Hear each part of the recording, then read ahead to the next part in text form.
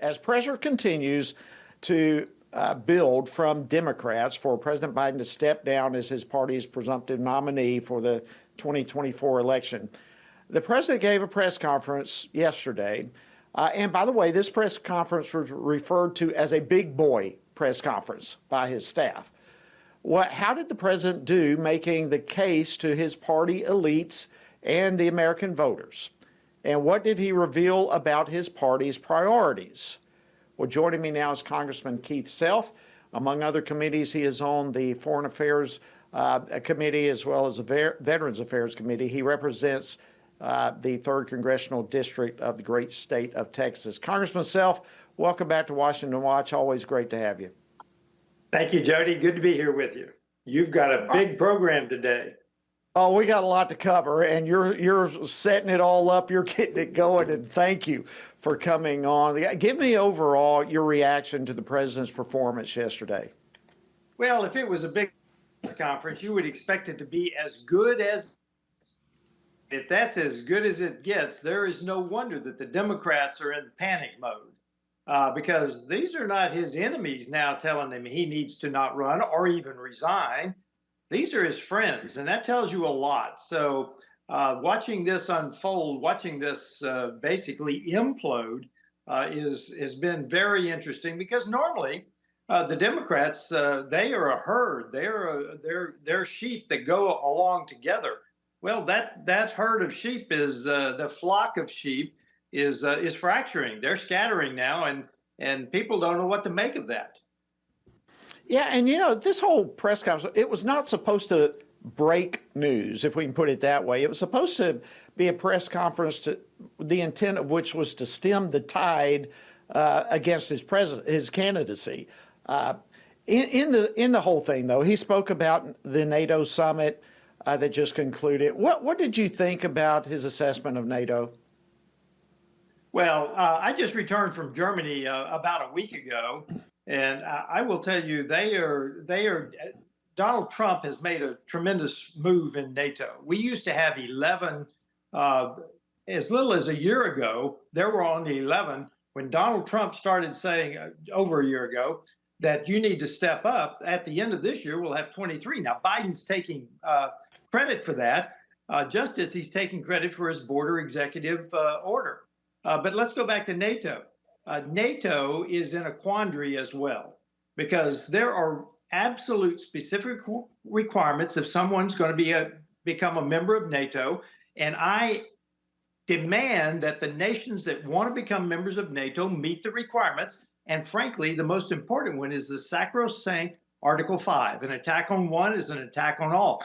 I don't see that happening now because they don't trust America. And I will tell you from firsthand conversations, they don't trust America today. And this goes back a long way in the Biden administration. It goes back to the disastrous withdrawal from Afghanistan. Since then, we've been having this problem. So NATO today is stronger in terms of people ponying up to the 2% that they've made a commitment to, but it's also fractured. Take Turkey, for instance. Turkey looks like it is no longer the anchor of that southeastern corner of NATO. So NATO's got its challenges. They need strong American leadership in NATO. And I will tell you from firsthand conversations, they're not sure they have it. Yeah, great comments. And going back to the Afghan withdrawal, I think that's where so much of the problem started, with a lack of trust in this administration, and unfortunately with a lack of trust in America as a whole. And that is a very frightening circumstance, and certainly one that's coming back to us right now. I think it's also worth noting that when asked about the qualifications, everyone's talking about him stepping down. When asked about the qualifications of Vice President Kamala Harris, of course, he messed up. He referred to Vice President Trump. But when it came to listing her qualifications, all he had to mention was abortion. Let me play this clip. Play clip 3 for me, and I'd like to get your reaction. What is it about her attributes and her accomplishments over the last 4 years that make her ready to serve on day one if necessary? First of all, the way she's handled the issue of freedom of women's bodies to have control over their bodies. Secondly, her ability to handle almost any issue on the board. Okay. All right. Well, your reaction to that? I'm not sure why he brought up abortion. That's pandering to a very small group of his base. But why didn't he mention that she is the border czar? They've done nothing on the border. 11 million people plus come across the border. They've done nothing on the border. I'm not even sure she's visited, except she might have visited once, kind of tangentially near the border. She got But close. why Yeah. didn't he mention that? She's been supposedly the border czar. So there are no qualifications, and everybody knows that. She was not chosen to be vice president because of her qualifications. She was chosen because of the DEI requirements under the Biden administration. Wow.